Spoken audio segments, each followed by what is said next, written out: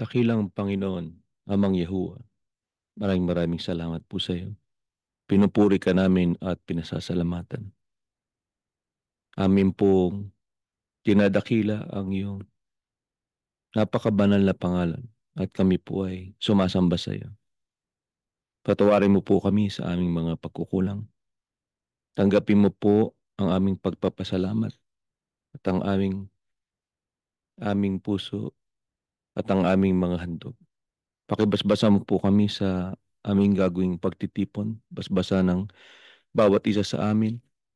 Linisin mo po sana ang aming mga puso at kaluluwa at maging karapat dapat kami sa aming gagawing pagsamba sa iyong banal na harapan. Pakitulungan mo po ang iyong lingkod na mag-aayag ng iyong mga salita. Malayo po sa pagkakamali at maibahagi sa amin ang iyong mga kautusan na magiging gabay namin sa aming paglalakbay. Ikaw na po ang bahala sa amin pong pakikinig ng iyong mga katotohanan. Naway lagi po kaming manatiling tapat sa iyo at naway binasbasan mo na po ang bawat isa sa amin at naway pinatawad mo po ang aming maraming pagkukulang. Hinihiling po namin ang lahat sa pangalan po ng Panginoong Yahushua na aming dakilang tagapagligtas. Amen.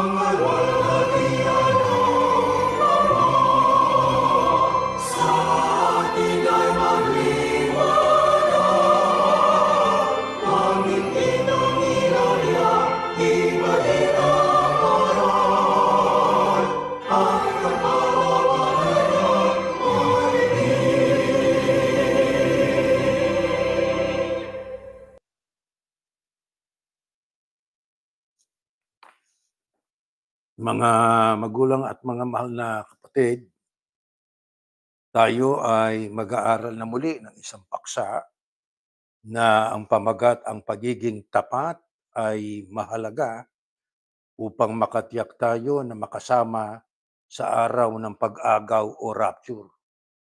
Hindi kaila sa inyo, mga kapatid, na ang kasalukuyang kalagayan ng mundo ay lalong tumitindi po ang kahirapan, kaguluhan, kawalan ng kapayapaan.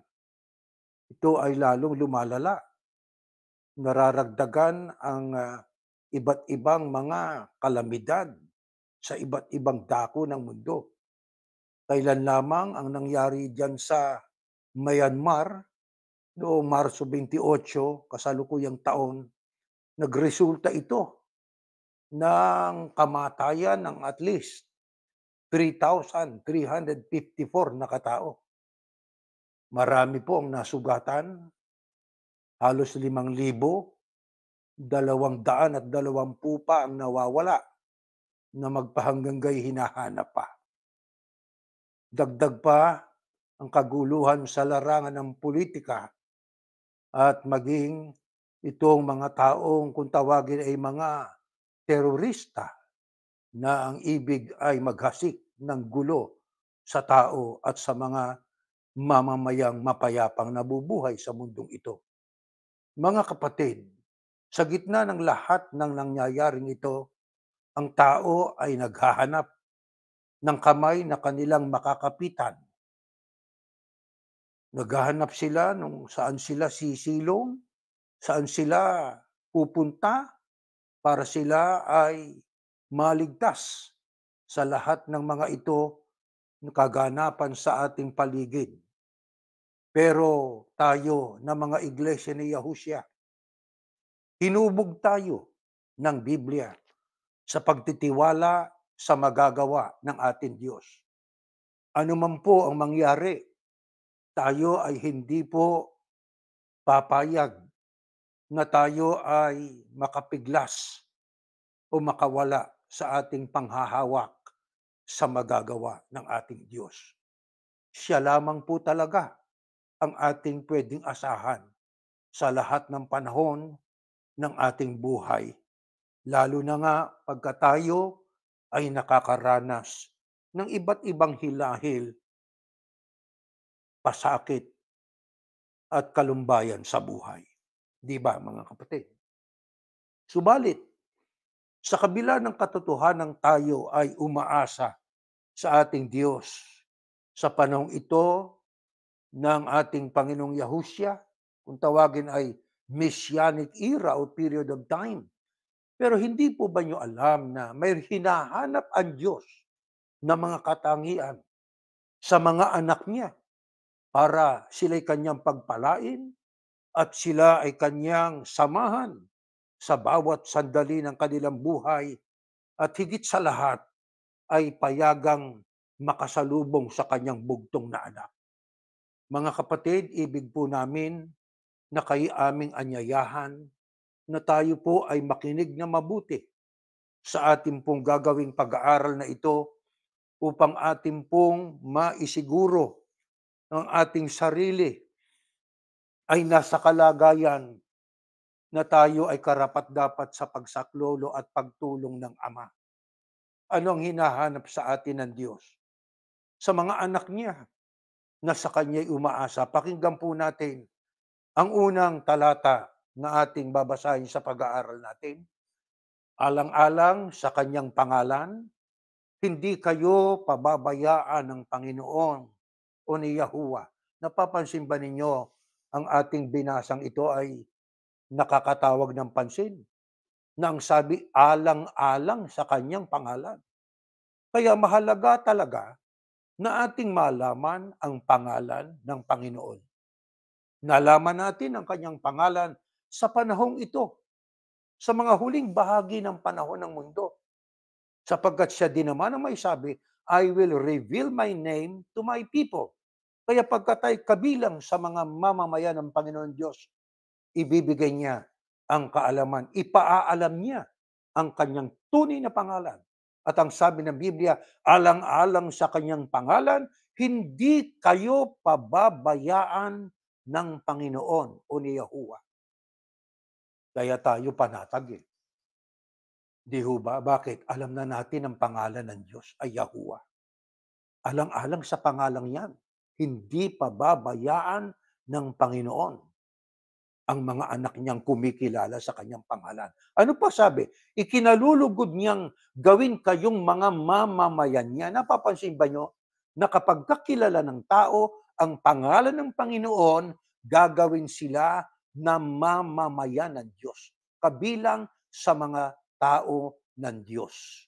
Pero, etong sabi, dapat kayong magkaroon ng takot sa Panginoon o kay Yahuwah at maglingkod sa Kanya ng tapat at buong puso. Alalahanin ninyo ang mga kamanghamanghang bagay na ginawa niya sa inyo. Ang kausap diyan ay mga Israelita, bayan ng Diyos sapagkat kilala nila ang pangalan ng Panginoon Diyos. Kaya kung ating i-apply sa ating panahon, ganun din tayo. Kilala natin ang pangalan ng Panginoon at alang-alang sa pangalang Panginoon na si Yahuwah, hindi rin tayo pababayaan ng Diyos. Pero meron siyang hinahanap. Ano hinahanap ng Diyos sa mga kumikilala sa kanyang pangalan? Maglingkod ang wika kayo sa kanya ng tapat at buong puso. Yan ang hinahanap ng Diyos. Ganyan ba tayo, mga kapatid? Yan ang hinahanap niya sa Israelita noon. Yan din ang hinahanap niya sa mga taong kumikilala sa kanyang pangalan. Maglingkod tayo ng tapat at buong puso. Alam nyo, kung babasahin natin sa 1 Samuel chapter 12:24 sa God's Word at saka sa Geneva Bible, ang sabi, fear Yahuwah, serve Him sincerely, consider the great things He did for you. Therefore, fear you Yahuwah and serve Him in the truth with all your hearts and consider how great things He hath done for you. Kaya ang paglilingkod na hinahanap ng Diyos sa Kanya ay yung paglilingkod na mayroon pong sinseridad at totoo. Sapagkat kung hindi naman po totoo ang ating paglilingkod sapagkat hindi nakabatay sa Kanyang kalooban, kahit sincero pa o tapat pa ang paglilingkod, magiging walang kabuluhan. Kailangan po tapat na totoo pa. Katapatan at katotohanan. Napakahalaga po nun. Yun ang hinahanap ng Ama sa atin. At ang katapatan po at katotohanan hindi makikita sa panglabas na anyo ng tao. Yan ay sa panloob. Sapagkat ang sincerity at ang truth ay nanggagaling sa puso ng tao. Kaya sa ibang talata ng Biblia, hindi tumitingin ang Diyos sa anyong panglabas ng tao, kundi ang Diyos ay tumitingin sa puso ng tao. Kaya hindi natin pwedeng dayain ng Diyos sapagkat nakikita ng Diyos kung ano ang laman ng ating puso. Kaya ang paglilingkod sa Diyos, iniulit natin, may katapatan at katotohanan at ang ating po natatandaan, may pangako siya. Hindi tayo pababayaan ng ating dakilang Diyos na si Yahuwah. Mga kapatid, gaano ho ang magagawa ng Diyos sa ating buhay? Next slide, sa aklat ng Efeso 3:20, ganito po nakasulat.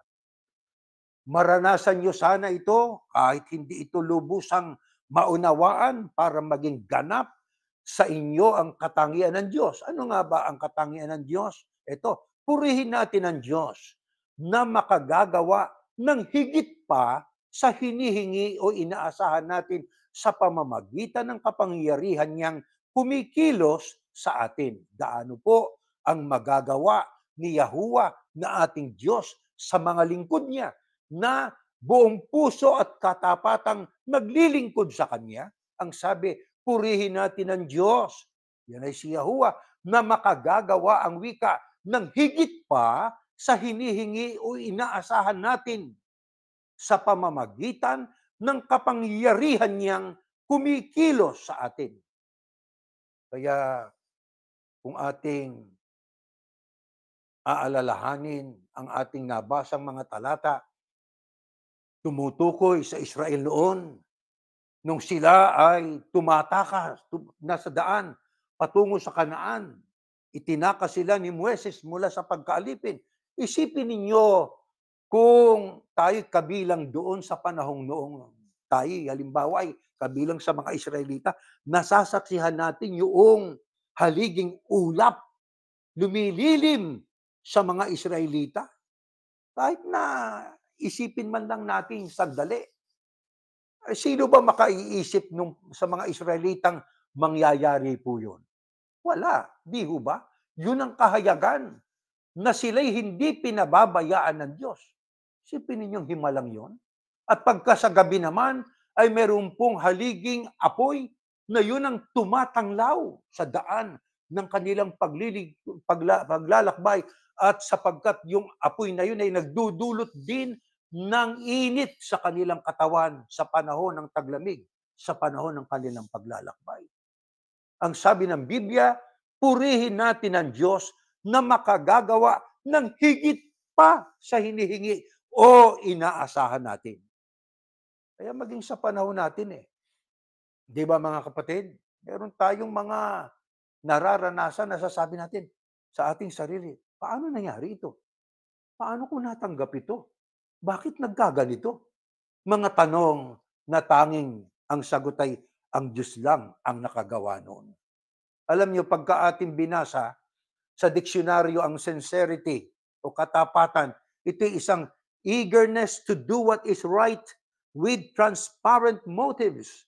Kaya pag sinabing sincerity, meron kang paghahangad na magawa kung ano yung tama at malinis ang ating motibo.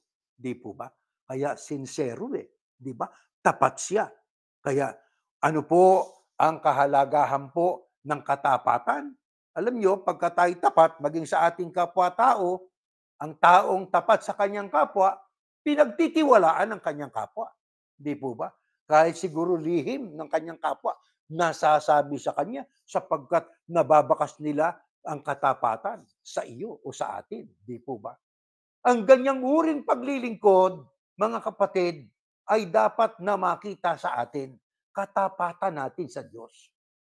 Kailangan natin yon sapagkat yun ang hinahanap ng Ama sa atin. Yun ang kanyang gustong makita sa mga anak niya. Kaya dapat po natin nataglayin ang katapatan. Mulit-muli na ating binabanggit ito. Ang tanong ito, totoo ba tayo sa ating paglilingkod sa Diyos? Ako po ang makasasagot noon sa aking sarili. Kayo rin po ang makasasagot noon sa inyong sarili. Totoo ba tayo o nagpapanggap lamang? Yun ang tanong na masasagot natin sa ating sarili. At kung tayo ay magsasabing totoo ako, pero hindi naman pala yon ang nilalaman ng ating puso, mga kapatid, wala tayong maikukubli at wala tayong maililihim sa Diyos. Sana lahat tayo sikapin natin. Kaya natin ginagamit ang salitang sikapin sapagkat ang daming sagwil, napakaraming hadlang para tayo po ay kakitaan ng Diyos ng katapatan sa Kanya, lalo na kapag tayo ay nakakaranas ng mga matitinding kahirapan, kakapusan, karamdaman, kung magkaminsan ay natatawaran natin ang magagawa ng Diyos.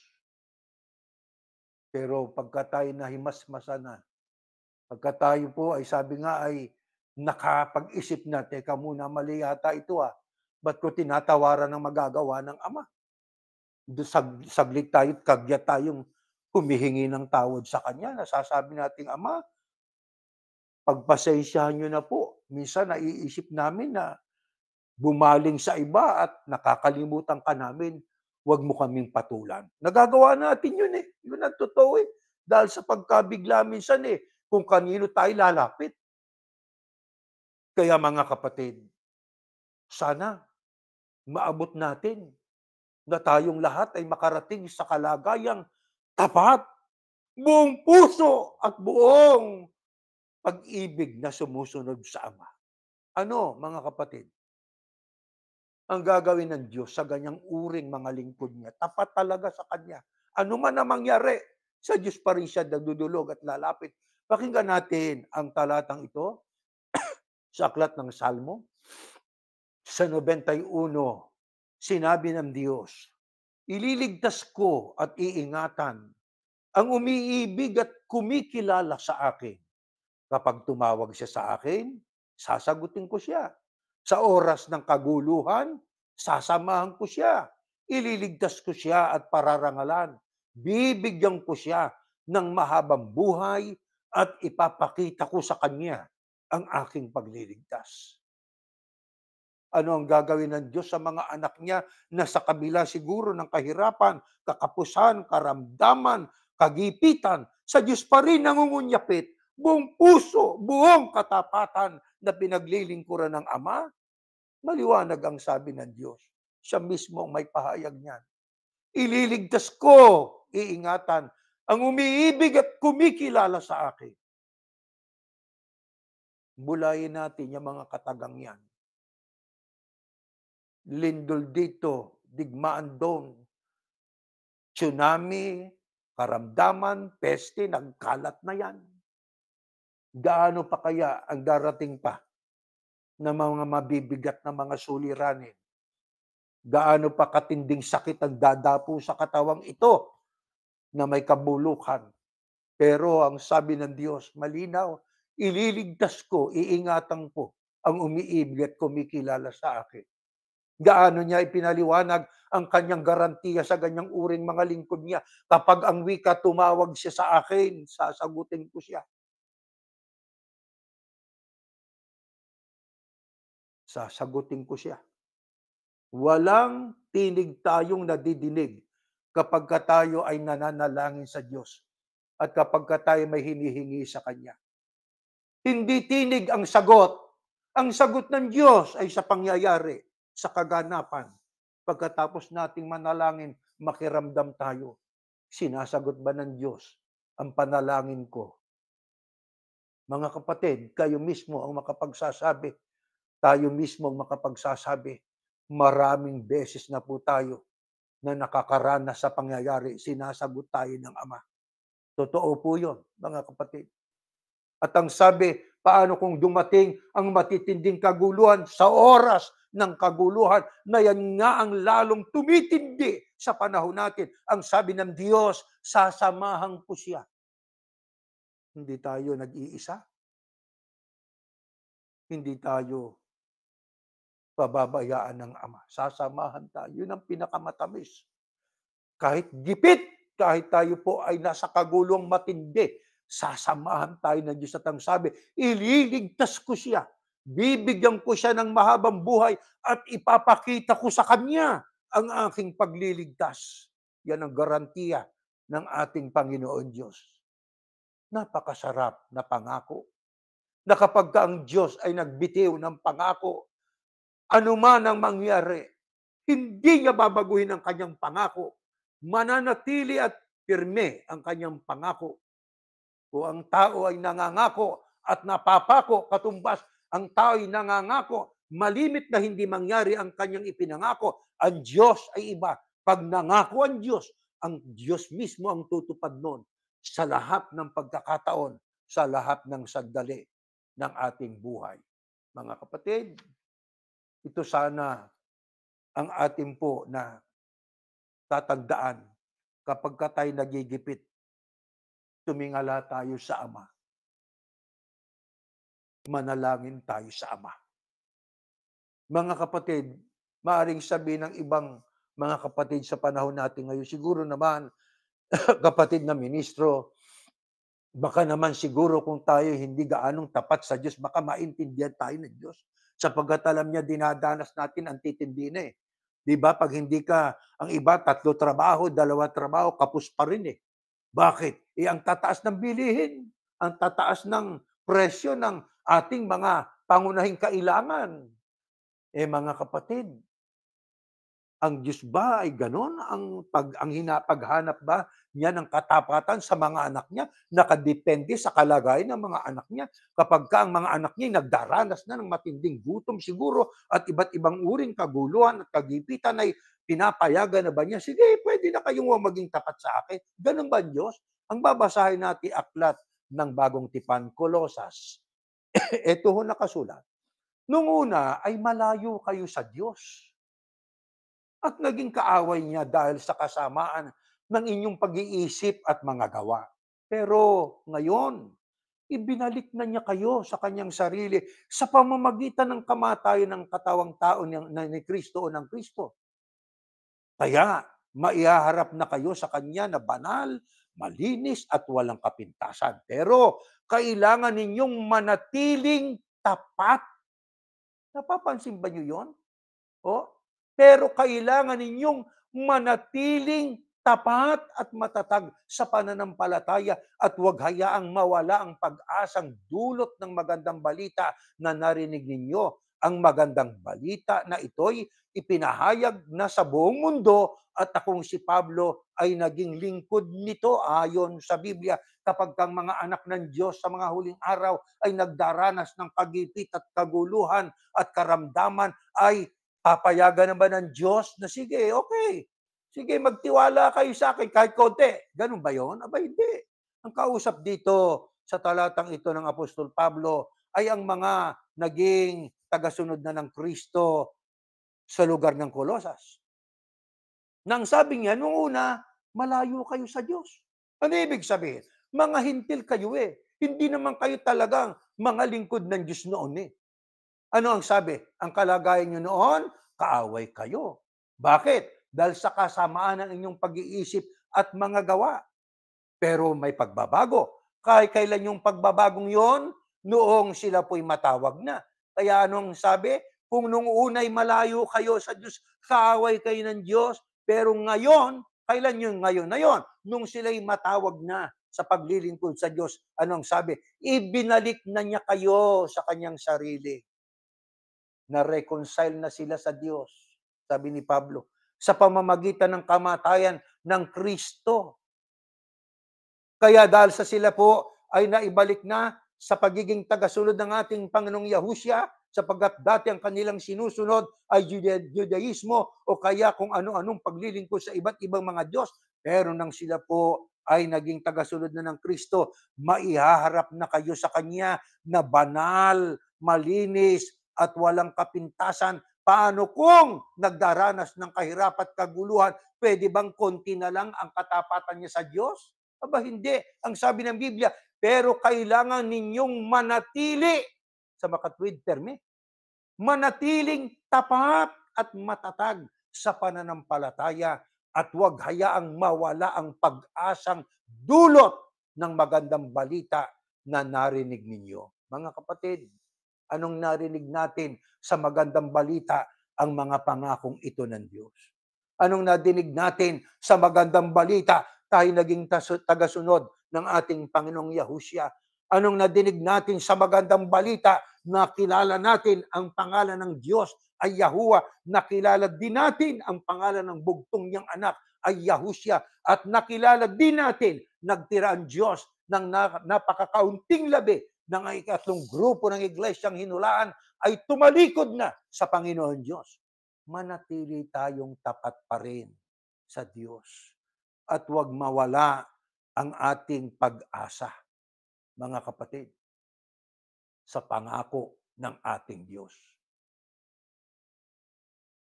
Alam natin na ang tinubos ay ang iglesia na itinatag ng Kristo. Tinawag din niyang people of God, Church of God, Church of Yahushua, Church of the Lord. Nang ibig sabihin ng church, yan po'y tumutukoy sa iglesia o sa samahan ng mga tao na sumusunod sa ating Panginoong Yahushua. Kaya ang opisyal na pangalan ng mga lingkod ng Kristo, mga followers niya, yun ang followers niya. Yun ang talagang, yun ang bumubuo kasi sa iglesia. Followers, tao. Hindi yan ang ika nga ay pangalang opisyal ng relihiyon, no? Ang iba, ginawa nilang pangalang opisyal. Pag wala ang wika kayo rito, hindi kayo tinubos. Hindi ganon. Nandiyan ka nga, di ba? Sa pangalang yan. Pero ikaw naman po ay hindi sumusunod sa Kristo, hindi ka tinubos. Sapagat ang tunay na tinubos ng Kristo, ang sabi niya sa Mateo, ang ibig na sumunod sa akin ay kanyang itanggi ang kanyang sarili, pasanin ang kanyang krus, at sumunod sa akin. Di ba? Kaya sumunod. Hindi sinabing sumama kayo sa organisasyon na mayroong leader doon, magiging ano yon, lalabas yun na ang leader na yon ang siyang sinusunod, ang leader na yon ang siyang pinapupurihan, nagiging Ang labas nga, kulto ang tawag ng iba eh. Di ba? Pero dito sa atin, mula sa mga ministro, ang ating pong sinusunod, ang tinig ng Kristo na binabasa natin sa Biblia. Kaya dito, ang leader talaga natin, ang Kristo eh. Wala tayong registration. Hindi tayo nagparehistro. Gumamit tayo ng platform. Yan nga po ang ating pong foundation na doon ay nandoon kabilang yung ating pag-practice ng ating pananampalataya under sa pangalang Iglesia ni Yahushua. Kaya ginamit nating platform, yung foundation, para maiwasan ang pagpaparehistro sapagkat ang tungkulin maging nung panahon ng mga apostol, ang sabi ng Kristo sa mga alagad niya ay yumaong kayo't ipangaral niyong ibanghelyo. Pangaral natin ang ebanghelyo. Ang tao na nakinig, sumampalatay at nabautismohan, napadagdag sa iglesia. Sinong nagdaragdag sa iglesia? And God added to the church daily such as should be saved. So in as much as God is the one adding to the church, kung sino ang maliligtas, siya din ang nagre-rehistro sa aklat ng buhay ng mga taong maliligtas. Pumanatag na tayo mga kapatid. Kaya dito sa atin, wala tayo ditong membership na ang Diyos ang bahala doon. Membership. Kaya naging after na lang sila sa member eh. Di bale na tayo ay, ang sabi nga, di bale, basta't ang mahalaga, dumami miyembro. Kahit na sila ay ano man ang ginagawa nila, basta't dumami miyembro. Yun ang importante sa kanila eh. Pero sa atin po, dumami ang tagasunod. Yun ang kailangan. Basta kailangan dumaming tagasunod sa Kristo, hindi sa ministro. Hindi sa amin kayo susunod. Ako, ang kapatid na Jeriel, lahat tayo sama-samang susunod sa tinig ng ating Panginoong Yahushua. Hindi sa tinig ng kung sino-sinong mga leader daw ng relihiyon. Hindi tayo ganon, mga kapatid. Ang hinahanap ng Ama, matiyak natin ng ating sinusunod ang kanyang bugtong na anak sapagkat ang sabi niya, siyang sinisinta kong anak, siyang inyong pakinggan. Bakit mahalagang ang pakinggan ang Kristo? Sa 12:49-50 ng Juan, sapagkat ang aral at ang sinasabi ng Kristo hindi mula sa Kanya, kundi mula sa Ama na nagsugo sa Kanya. Kaya ang pagdinig sa tinig ng Kristo, pagdinig sa tinig ng Panginoon Diyos at ang ibubunga noon, ililigtas tayo ng Ama. Hindi niya tayo pababayaan. Sasamahan tayo ng Ama. Ano garantiya ng ating Panginoong Yahushua kapag tayo pumirme na tapat at buong puso na sa katotohanan ay naglilingkod sa Diyos? Ito, next slide. Ganito nakasulat. Mateo. Next slide po. Nabasa na po natin yan. You already read that. I already quoted that. Ito, lalaganap ang kasamaan. Ang Kristo nagsasalita rito. At dahil dito manlalamig ang pag-ibig ng maraming mananampalataya. Ngunit ang mananatiling tapat hanggang sa wakas ay maliligtas. Ayon naman sa pahayag ng ating Panginoong Yahushua, ano ang kanyang garantiya sa mga sumunod sa kanya? Pero nanatiling tapat, ang sabi kasi, ang mananatiling tapat hanggang sa wakas ay maliligtas. Bakit sinabi yon ng ating Panginoong Yahushua? Sapagkat matindi ang pagdaraanan ng mga anak niya, ng mga tagasunod niya. Ang mga anak ng Diyos na tagasunod ng Kristo dadanas ng matitindi na karanasan na maaring magpabago sa kanilang pananampalataya at katapatan sa pagsunod sa tinig ng Panginoong Yahushua. Ano katunayan? Ang binasa natin 13 nang sabi, ang manatiling tapat hanggang wakas ay maliligtas. Sa 12 ang sabi, lalaganap kasi ang kasamaan eh. Lalaganap yan. Kaya huwag na kayo magtaka. Nasa panahon natin, saan ka man magpunta, walang safe na lugar. Wala. Walang haven na kung tawagin. Safe ka ron, no? Wala. Kahit saan ka magpunta. Laganap na kasi ang kasamaan eh. Na anong ibubunga nito? Manlalamig ang pag-ibig ng maraming mananampalataya. Naghanap ng kasamaan. At ang kasamaang ito, bali ba, ang mga relihiyon na inaasahan mo na siyang tutulong para gumanda at bumuti ang tao, ang siyang nagiging daan pa para ang tayo iligaw sa pagsunod sa Diyos. Pinasunod nila sa kanila imbis na sa Diyos. Kaya ano naging bunga? Nanlamig ang pag-ibig ng maraming mananampalataya. Bakit nanlamig ang kanilang pag-ibig? Sapagkat sila po ay naakay at naakit sa pagsunod sa kasamaan. Sumunod sila sa iba hindi sa Kristo Hindi ho ba? Kaya kapag ka ganon, ay isa lang kahulugan yan. Ang katapatan mo ay hindi na sa Diyos, ang katapatan natin ay hindi na sa Kristo Yahushua, kundi doon sa leader na. Hindi ba yan ang nangyayari ngayon? Yan ang nangyayari ngayon. Mas mahalaga pa ang tinig ng kanilang leader kaysa tinig ng Kristo at sa tinig at aral ng Diyos. Ganito kasi ang sabi ng aming leader Ito kasi ang pasya ng aming leader Sino ba leader nyo? Yun ho, yung aming chairman. Ganon.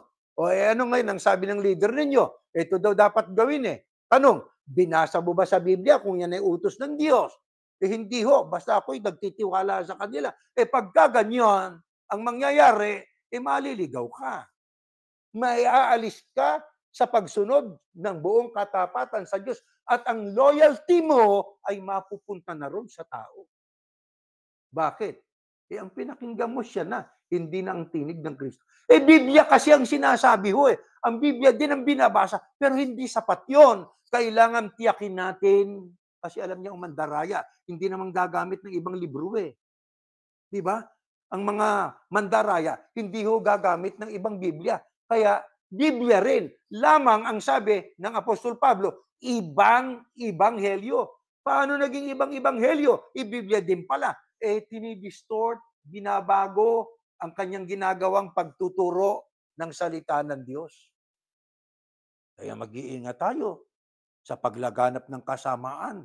Hindi lang yung mga mamamatay tao, hindi lamang yung mga magnanakaw ang tinutukoy na masasama, kundi pati yung mga leader na inililigaw yung miyembro, mag-ingat tayo sa ganyang uring mga leader. Kaya dapat talaga sa mga tao na naglilingkod ay magsiyasat Dapat open-minded Di ba?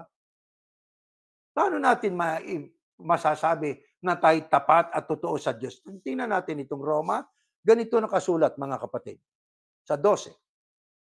Kaya nga, mga kapatid, nakikiusap ako sa inyo, alang-alang sa maraming pagkakataong kinawaan tayo ng Diyos. Ibigay ninyo sa Kanya ang inyong mga sarili bilang mga handog na buhay, banal at kalugod-lugod sa Kanya. Ito ang tunay na pagsamba sa Kanya. Huwag ninyong tularan ang mga pag-uugali ng mga tao sa mundong ito. Hayaan ninyong baguhin kayo ng Diyos sa pamamagitan ng pagbabago ng inyong mga isip para malaman ninyong kalooban ng Diyos kung ano ang mabuti, ganap at kalugod-lugod sa kanyang paningin. Sa biyayang ipinagkaloob ng Diyos sa akin, sinasabi ko sa inyo na huwag ninyong pahalagahan ang inyong sarili ng higit sa nararapat. Sa halip, suriin ninyong mabuti ang inyong kakayahan ayon sa pananampalataya na pananampalatayang ibinigay ng Diyos sa inyo. Mga kapatid, paano natin masasabi tapat tayo sa Diyos? Totoo ang ating paglilingkod, hindi tayo nagpapanggap. Sabi ni Pablo, diyan sa ating binasa, ay maliwanag na ang sabi niya ay kailangan po na ating iharap sa Diyos ang ating sarili na isang handog na buhay, banal, kalugod-lugod sa Kanya. Sapagkat yun ang tunay na pagsamba sa Diyos Di ba? Hindi nga sinabing, kayo ay pumasok doon sa templo. Hindi. Sapagkat nung panahon ng mga alagad, nang mawasak na ng mga Romanong Second Temple, ang kanilang pagsamba, ang pagtitipon nila sa bahay-bahay na. Kaya sa bahay-bahay, maaring sabihin ng tao, sa kanyang punto de vista, hindi ho yan ang lugar para sa Diyos. Sino may sabi sa iyo? Kahit saan pwede ka nang sumamba. Di ba? Parang katulad ng babaeng taga Samaria na kami ang weekend sumasamba sa bundok ng Gerizim. kayong mga Hudyo sa bundok ng Jerusalem. Pero ang sagot ng Kristo, darating ang panahon, hindi na mahalaga yung halaang lugar, kundi darating na yung panahon, ang tunay na mananamba, sasambay ng Diyos sa Espiritu at katotohanan. Kaya hindi mahalaga lugar. Ang mahalaga tayong sumasamba. Tapat ba tayo sa Diyos? Banal ba tayo o nagbabagong buhay? Kaya ang sabi, huwag niyo tularan ng mga pag-uugali ng mga tao sa mundong ito. Hayaan niyo na baguhin kayo ng Diyos. Kaya hayaan natin ang Diyos ang magbago ng ating sarili. Hindi naman natin kayang magbago kung tayo lang po eh. Sa tulong ng Ama, magagawa natin, sabi ni Pablo. Baguhin ang ating isip para malaman natin ang kalooban ng Ama. Kung ano yung mabuti, ganap at kalugod-lugod sa paningin niya, iyon ang gagawin natin.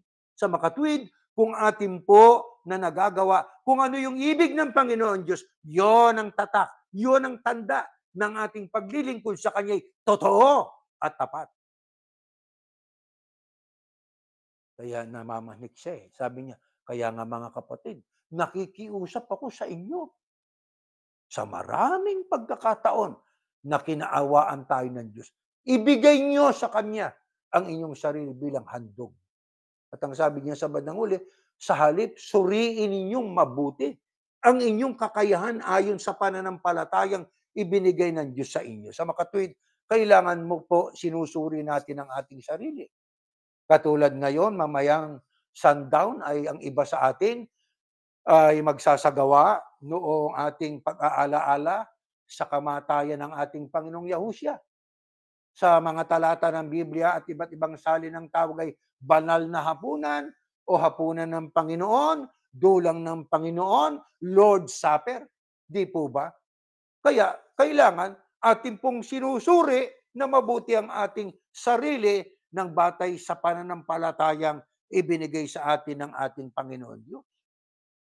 Paano pinatunayan ng mga apostol, maging ng apostol Pablo, na sila'y nanatili po na tapat sa Panginoon Diyos sa kabila ng kanilang kinaharap na mga pagsubok at iba't ibang uring mapapanganib na mga sitwasyon noon. Pakinggan natin ang nakasulat dito po sa Aklat ng Mga Gawa 27. Ilang araw nang hindi kumakain ng mga tao.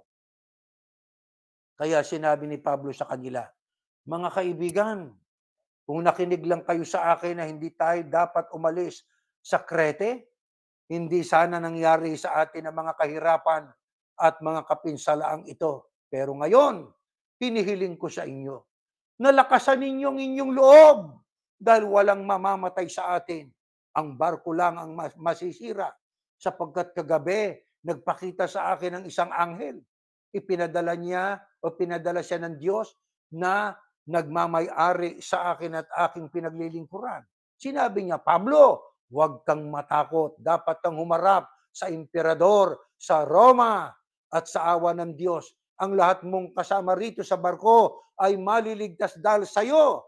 Kaya mga kaibigan, huwag na kayong matakot dahil nananalig ako sa Diyos na matutupad ang kanyang sinabi sa akin, pero ipapadpad tayo sa isang isla. Ito'y bahagi sa buhay ni Pablo nang siya po ay inuusig ng kanyang kapwa Hudyo. Nandoon sila sa isang barko at ang sabi po sa ating binasang talata ng Biblia, mga kapatid, ay sinabi niya sa mga kasama niya, huwag kayong matakot. Masisira ang barko. Pero ang sabi, kagabi nagpakita sa akin ng isang anghel, ipinadala siya ng Diyos na magmamay-ari ng aking buhay, na aking pinaglilingkuran. Sabi ni Pablo doon sa mga kasama niya. Sinabi niya, Pablo, huwag kang matakot. Dapat kang humarap sa emperador sa Roma. Sapagkat siya hinahanting at pinag-uusig siya. Kaya ang sabi ng Diyos sa pamamagitan po noong ipinakita sa kanya ng anghel ng Diyos noong isang gabi, ang sabi ng isang tagpo sa buhay niya, ang sabi, huwag kang matakot, sabi ni Pablo. Dapat kang humarap sa emperador sa Roma. Alam niyo sa ating buhay, maaaring walang anghel na isinusugo ang Diyos. Kagaya ni Pablo, isa siya na talagang nagsugo ang Diyos ng anghel para kausapin siya. Pero sa ating buhay ho, mababasa natin na hindi man natin alam kung nagsusugo ang Diyos ng anghel, hindi natin nakikita yon. Pero may mga pagkakataon na hinang-hina ka para bang wala kang kapag-asa, bigla na lang na lumalakas ang pag-asa natin, eh, 'di ba? Pagkatapos nating manalangin sa Ama ay nagkakaroon tayo ng panibagong pag-asa, panibagong tapang para harapin ang hamon ng buhay. Ganyan din ang nangyari kay Apostol Pablo, "Huwag kang matakot, humarap ka sa emperador sa Roma." At sa awa ng Diyos, ang sabi sa talata, "Ang lahat mong kasama rito sa barko ay maliligtas dahil sa'yo." Ito na may kabaligtaran noong mangyari dito kay, 'di ba, sino yung inutusan na kinain? Si Jonas, 'di ba? Na kinain ng malaking isda, nagpalabunutan sapagkat nagkaroon ng ano, eh, kasi hindi siya tumuloy doon sa pinagsuguan sa kanya, eh. Umiwas siya, eh. Imbes sa Nineveh pumunta sa isang lugar, 'di ba? Kaya lumakas ang sabi ng mga tao do'n, mga nakasakay do'n sa barko, eh, siguro may dahilan ito, magpalabunutan tayo. Eh, 'yun, nakabunot nung, maikli ay itong si Jonas, itinapon nila ngayon sa ano, 'di ho ba? Tinapon nila sa dagat, humupa ang dagat. Kaya nagkaroon ng bagyo dahil sa isang tao. Tumakas kung dahil sa isusugo ng Ama. Si Pablo naman, maliligtas ang lahat ng nasa barko dahil sa kanya. Dahil sa kanyang paninindigan at katapatan sa Diyos. Nakita niyo ho, ang sabi nga, contrast. Pag sumunod tayo, mapanganib man, ligtas ka. Pag hindi tayo sumunod, mapayapa man, magugulo ang paligid natin dahil sa hindi pagsunod. Kaya mga kapatid, magulo ang panahon na natin. Wala na ito eh. Sabi nga, sundown na ito eh. Lahat ng may pasimula, may wakas. Ang mundo'y may pasimula, may wakas. Tayo'y nasa mga huling araw na. Kaya wag na tayong magtaka pa kung matindi kahit sinong malagay na hari o presidente. Wala na, nakasulat na po eh. Darating ang panahon ng katampalasanan, kasamaan, sisigaw ang tao ng kapayapaan ang darating sa kanila, biglang pagkawasak. Kaya darating at darating po yan. Huwag tayong maninibago. Ano lamang ang kailangan natin? Gayahin natin ang paninindigan ng Apostol Pablo. Siya po ay humarap sa emperador sa Roma at nanindigan siya sa panig ng Panginoon Diyos. Yan din ang dapat natin gawin sa ating pong panahon ngayon, mga kapatid. Alam nyo, mahalaga ng ating sinusunod talaga ay ang Diyos. Yakin natin, habang tayo may buhay pa, ang sinusunod ko nga ba ay ang aral ng Diyos. Ang aral ba ng Kristong sinusunod ko?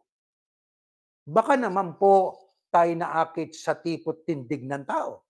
Baka naman tayo naakit bunga ng siya'y magaling magsalita at mangaral. Aba, kailangan tayo po ay matuto rin at malaman natin na ang dyablo ay hindi gagamit ng pautal-utal na kagaya namin. Ang dyablo ay gagamit ng makisig, magandang lalaki, at magaling magsalita marahil. Di ba? Sabi nga kaakit-akit, kawili-wiling pakinggan. Pero tiyakin natin, aral ba ng Diyos ang dala-dala niyan? Paano natin makikilala na ang nangangaral ay talagang aral ng Diyos ang kanyang itinuturo at hindi isang toxic na aral o kaya nagiging abusive siyang pastor? Alam niyo, pagka binasa natin sa iba't ibang mga salin ng Biblia, nandoon ang sustansya ng mga kaalaman eh. Pagka kanyang ginagamit, minamanipula niya ang tao para po sa kanyang personal agenda. Ginagamit niya ang tao para sa kanyang pakinabang. Isa sa palatandaan yun. Paano siya kung magturo? Eisegesis, hindi exegesis. Paano yung eisegesis? Yung gusto niya, nagbasa ng talata ng Biblia. Pagkatapos mabasa ang Biblia, kung ano yung gusto niya, yun ang kanya ngayong ituturo sa mga miyembro. Hindi yung ibig ituro nung talata na binasa niya at nung sumulat nung talata. Di ho ba? Katulad halimbawa ng, ako at ang Ama'y iisa. Sabi ng Kristo yun.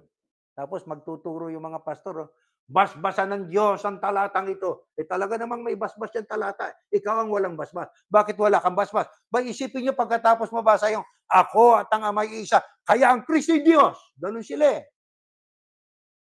Saan mo nabasa doon? Sinabi lang ng Kristo, ako at ang Ama ay isa, tapos sinabi mo, siya Diyos, Diyos daw si Kristo. Aba, magbasa-basa ka naman. Anong dapat mong gawin?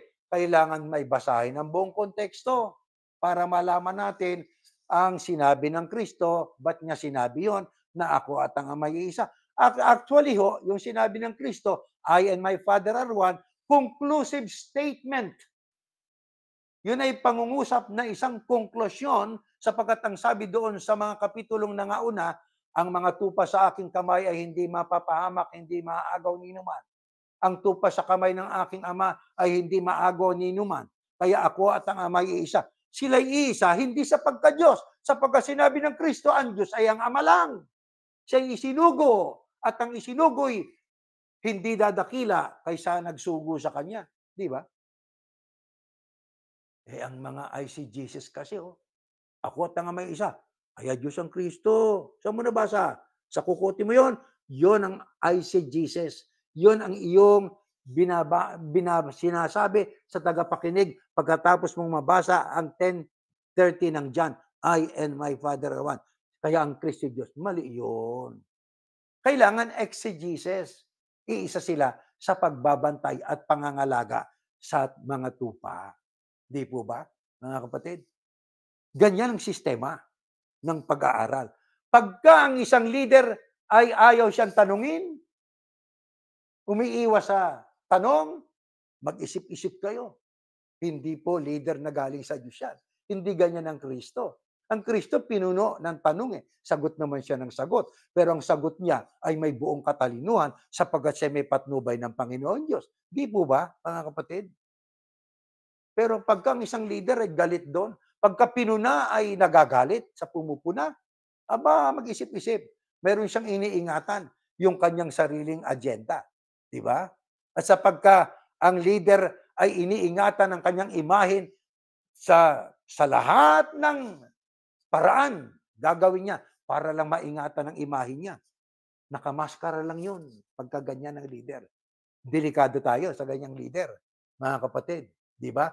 At pagka tinatakot ang mga miyembro sa pamamagitan ng mga talata ng Biblia, dagap-dagatang apoy ka, pagka hindi ka nakatala rito, mag-isip-isip tayo, mga kapatid. Hindi leader ng Diyos yan. Yan ay nagpapanggap. Nagpapanggap yan. Kapag ka ang mga leader ng reliyon nagbabasa ng talata ng Biblia at kanila pong dinidistort, tinitwist ang kahulugan ng Biblia, mga ano yan, kabilang yan doon sa mga ministro ni Satanas. Sa totoo lang, sapagkat sa aklat na sinulat ni Pablo kung paano itong si Satanas nagpapanggap na anghel ng kaliwanagan, ang kanya mga ministro naman ay nagpapanggap din na katulad niya. Ministro ng kaliwanagan daw sila. Saan ang liwanag doon kung ayaw mo magpatanong? Ayaw mong sagutin ang tanong. Hindi mo alam na mayroong palang 1,000 year na millennial kingdom, paghahari ng Kristo, na dito siya magiging King of Kings and Lord of Lords.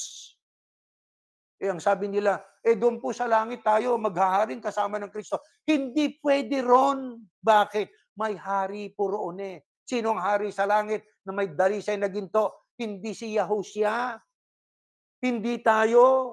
Dito tayo maghaharing kasama ng Kristo sa millennial kingdom. Dito po, sa mundong ito, mga kapatid. Sipin mo, paghaharian mo ang Diyos doon. Sa bayang banal.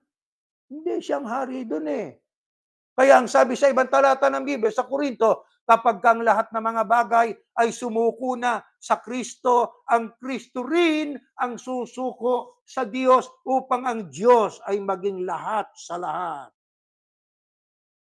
Mga kapatid, anong klaseng sasabihin silang totoo na hindi maipaliwanag yan? At ang kaligtasan nila sa araw ng paghuhukom, kailan pa magkakaroon ng araw ng paghuhukom? Pagkatapos pa ng 1,000 taon, pagkatapos pa pakakawalan si Satanas sa bilangguan, mandaraya pa siya, pagkatapos siya mandaya, gusto niyang agawin ang kampamento ng mga banal, saka darating yung apoy, doon po aplikable ang 2 Pedro 3:7 Gs, susulugin sila, papatayin sila, patay lahat ng yan. Saka muli silang bubuhay mag-uli, maliit, malaki, haharap doon sa white great throne at yun na po sila hahatulan at sila'y ibubulid sa dagat-dagatang apoy. Saka lang po magkakaroon. Ang kaligtasan nila ay sa araw ng paghukom, matagal pa po yun. At kung sila'y umaasa sa kaligtasan, sa araw ng paghukom, hindi sila kasama sa unang pagkabuhay. Sapagkat sabi pa nila, pagdating ng Kristo, kami ang magiging tupa na ilalagay sa kanan. Ang ibang mga hindi kasama namin, magiging kambing nasa kaliwa. Kung kayo po ay naghihintay sa pagdating ng Kristo, na kayo ang magiging tupa, edi hindi kayo kasama sa unang pagkabuhay, hindi kayo kasama sa rapture. Sapagkat yung kasama sa rapture after 7 years of tribulation, bababang kasama ng Kristo, raptured Christians at saka yung mga ibang anghel. Bababa kung saan sa umakyat, sa Jerusalem.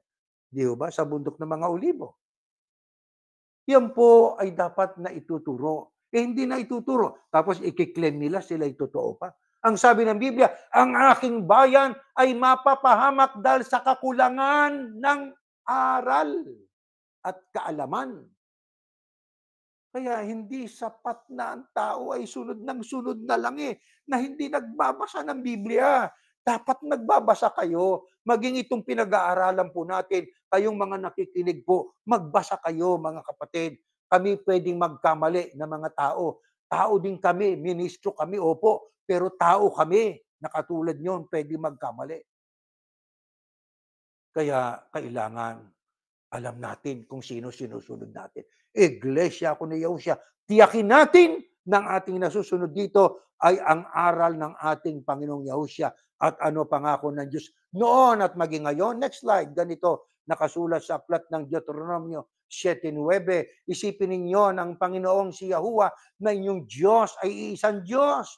Matapat siya at tinutupad niya ang kanyang kasunduan hanggang sa mga salinlahi ng mga nagmamahal sa Kanya at sumusunod sa Kanyang mga utos. Isipin yung garantiya yan. Noong panahon ng Israelita, maging sa ating panahon, tagus yan ng Kanyang pagmamahal ay sasalin lahi sa mga nagmamahal at sumusunod sa Kanya. Mawala na ang lahat ng pagmamahal ng tao, wag lang mawala ang pagmamahal sa atin ng Diyos. Ngunit para tayo mahalin ng Diyos, mahalin muna natin siya ng buong tapat, hindi nagpapanggap na pagmamahal. At yan ay ating mapatutunayan. Ang iba'y napatunayan na natin sa nagdaang panahon. Kailangan pa nating patunayan yan sapagkat buhay pa tayo sa mga darating pang pagsubok sa buhay natin para sabihin natin sa Diyos tayo, tumatalima at siyang ating mahal. Anong uring pagmamahal ang maasahan natin sa Diyos? Pakinggan natin. Ganito nakasulat sa aklat po ng Salmo. Pakinggan po natin ito. Ngunit, ang pag-ibig ng Panginoon o ni Yahuwah ay walang hanggan sa mga may takot sa Kanya, sa mga tumutupad ng Kanyang kasunduan, at sa mga sumusunod sa Kanyang mga utos, at ang Kanyang katwirang ginagawa ay magpapatuloy sa kanilang mga angkan. Hindi ba yan ay mga talatang nagbibigay ng inspirasyon? Pagdating sa pag-ibig ng Ama, sabi ang pag-ibig ng Panginoon, walang hanggan. Kanino? Sa mga may takot sa Kanya. Paanong pagkatakot sa Panginoon? Iwan ang kasamaan, gawin ang kalooban ng Diyos. Paglayo sa kasamaan, pagsunod sa utos ng Diyos. Ang sumusunod ng wika sa Kanyang mga utos, yon ang may pagkatakot sa Kanya. At ang Kanyang katwiran, ginagawa ay magpapatuloy sa kanilang mga angkan. Kaya ang pagsunod natin na mga magulang ay yan po'y mamanahin yan ng ating mga anak at ng anak ng ating mga anak. Kung loloobin pa ng Diyos na sila po ay ika nga ay dagdagan pa ng Diyos ng buhay. Gaya natin, sa panahon natin ito, mga kapatid, itong leksyong ito ay dapat nating tandaan ng ating tanging pag-asa. Dumating na ang dumating. Mangyari na ang mangyari. Ang Diyos ang ating pag-asa. Masakit ang makaranas ng namamatayan tayo. May karamdaman tayo. Inaasikaso natin. Nagpapadala tayo ng tulong sa ating mga kakilala at kamag-anak. Opo, masarap ang magbigay kung mayroon tayong maitutulong kaysa tumatanggap sapagkat ang nababanal yung nagbibigay, eh, 'di ba? Sarap 'yun. Kailangan nating patunayan sa Ama, sa gawa at paninindigan na siya'y mahal natin kahit gipit tayo. Sa panahon ng ating kagipitan, siyang tinatawag natin. Sa panahon ng ating kasaganaan, salamat pa rin sa iyo, Ama. Sa panahon ng ating kalusugan, purihin ka, Panginoon. Dumarating sa atin ang karamdaman, pinupuri pa rin natin ang Diyos.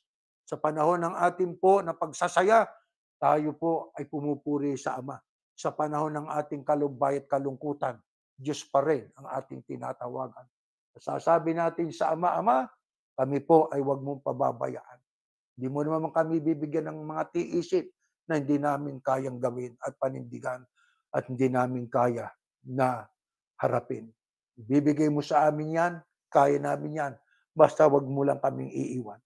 Ang importante mga kapatid, pakiusap natin sa Ama na sana samahan niya tayo sa bawat sirkumstansya ng buhay natin. Ano man po ang dumating sa atin, gaano man kabigat yan, minsan tayo ay nadadaig din ng ating damdamin, pero huwag tayong makalimot, dumulog sa Ama, pagmakaawa sa Diyos. May mga anak ba kayo na hindi pa natin kasama sa pagsunod kay Yahuwah? Huwag niyong pipilitin, ipanalangin po ninyo at patuloy natin silang kausapin. Yan ang ginagawa ko sa ilang kong anak na hindi pa natin kasama sa napakakaunting labi dito sa grupo, sa kilusang ito, kilusang pagsunod kay Yahushua. Panalangin natin ang ating mga kaibigan para sila'y pumanatag din gaya natin pag nalaman nila ang totoo. Sapagkat ang katotohanan ng magpapalakas sa atin, yan ang magpapatibay sa atin. Hindi tayo pababayaan ng Ama, mga kapatid, sumampalataya tayo. Hindi niya tayo iiwan. Yan ang pangako ng Ama. Sasamahan tayo ng Diyos sa anumang ating nararanasan. Tumayo kayo at yan po ang ating idadalangin, ipakikiusap sa Ama. Ama namin Diyos, Yahuwah, na aming Amang makapangyarihan, salamat sa mga aral mo na aming nadinig sa pagsambang ito. Di mo kami binababayaan, palagi mo kaming binubusog ng iyong aral. Binibigyan mo kami ng lakas ng loob. Alam naman namin na mga salita mo, matibay pa sa langit at lupa. Sapagkat pagka nangako ka, gagawin mo. Lamang may hinahanap ka sa mga anak mo na yun ang pilit namin na gawin. Pilit naming maabot na kami totoong maging tapat sa iyo, ano man ang mangyari sa aming buhay. Pero minsan, hindi yun ang nagaganap sapagkat tao kami na pwedeng matuksong mag-isip at maghanap ng tulong sa iba. Nagagawa namin minsan yun. Pagpasensyahan mo kami. Patawarin mo kami kung minsan nakakalimot kaming ikaw ang unahin. Nalapitan namin. Ama, patawarin mo kami sa aming mga pagkukulang. Nakalimot kami sa iyo. Habang may lakas kami, nagpapatuwid naman kami sa iyo. Gusto pa naming matuto. Gusto naming marating ang kalagayang gusto mo sa aming makita. Ano man ang mangyari, lalo na sa panahon namin, matindi ng talaga ang kasamaan. Grabe na ang iba't ibang mga kaguluhan, ang iba't ibang kalamidad na nangyayari sa iba't ibang panig ng mundo. Ito'y tanda, hindi na magluluwat. Matatapos ng aming sakripisyo, mawawakasan ang aming pagtitiis, mawawakasan ang aming po na ginagawa na paninindigan sa panig mo upang kami bigyan ng karapatan makasalubong sa iyong anak sa alapaap na yon ang unang pagkabuhay na mag-uli. ng mga nangamatay na sumusunod sa iyong anak. At yun naman ang araw na hindi na makatitikim ng unang kamatayan ang mga anak mong sumusunod sa iyong bugtong na anak kay Yahushua bilang aming po na dakilang tagapag-alaga, dakilang pastol.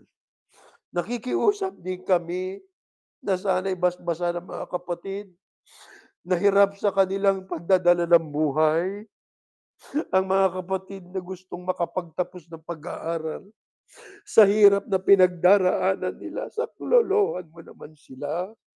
Huwag mo po silang pababayaan sapagkat sila naman po'y tapat sa iyo.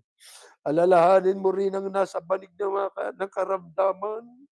Pakibagod mo po sila upang kaming lahat ay sama-sama pa na makapagsilbi sa iyo. Ipinapanalangin namin ang buong isang katauhan, mga lider ng mga bansa, na sana sila po'y makapagpanukala ng mga bagay na sa ikabubuti ng lahat ng sangkatauhan at nang sa ganoon, payapa pa kaming makapaglingkod sa iyo. Purihin ka, Ama. Sinasamba namin ang iyong pangalang Yahuwah at patuloy kami po na humihingi ng saklolo, pagsama at pagkasimo sa araw-araw ng aming paglalakbay. Ito'y dalangin namin sa pag-asang inari mo sa ngalan ng iyong anak, ang Panginoong Yahushua na aming tagapagligtas. Amen.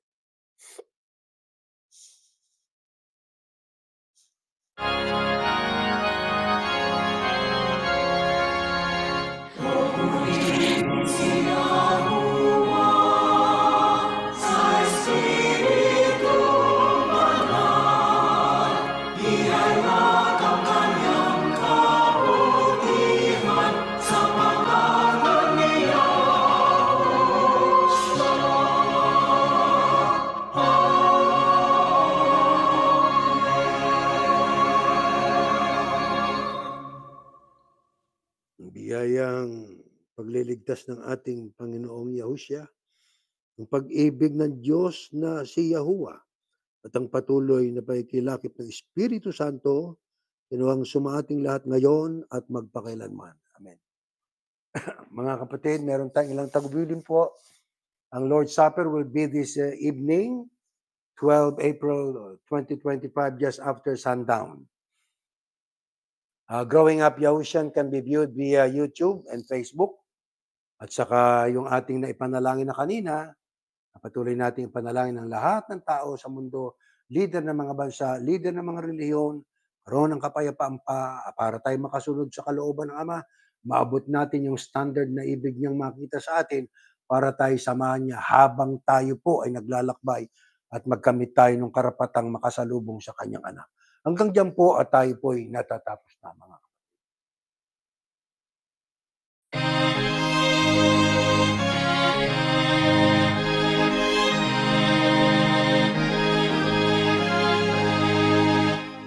Sa puso natin ang aral ng Diyos Yahuwah at maging matatag. Pagkatiyag na darating araw ng paghuhukom o kaya siya'y dinggin. Mga labing ang iglesia, ipagtanggol ang katwiran, gamit ang sandatalya, tayo ay manindigan. Sa tingnan